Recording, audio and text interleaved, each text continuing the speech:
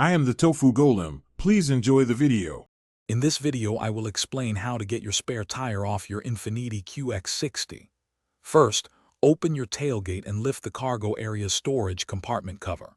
Next, gently pull off the plastic access panel at the rear of the compartment. You will then see a small round plastic trim piece on the right side. Remove this to expose the spare tire winch bolt. Finally, gather your lug nut wrench, the long metal bar, and the silver socket from your vehicle's tool kit. Now, let's lower that tire.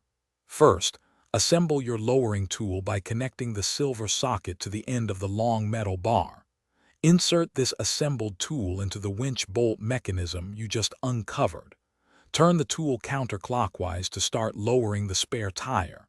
Keep turning until the tire is fully on the ground, and you can see some slack in the cable, indicating it's completely disengaged. With the spare tire now on the ground, it's time to remove it completely. Reach underneath your vehicle and find the black metal retaining bar and the tensioner spring. These are located in the center hole of the spare wheel. Carefully remove them.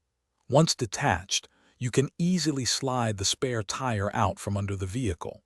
Make sure to move it to a safe, flat spot away from traffic. Before using your spare, always check its pressure. It should be 60 psi.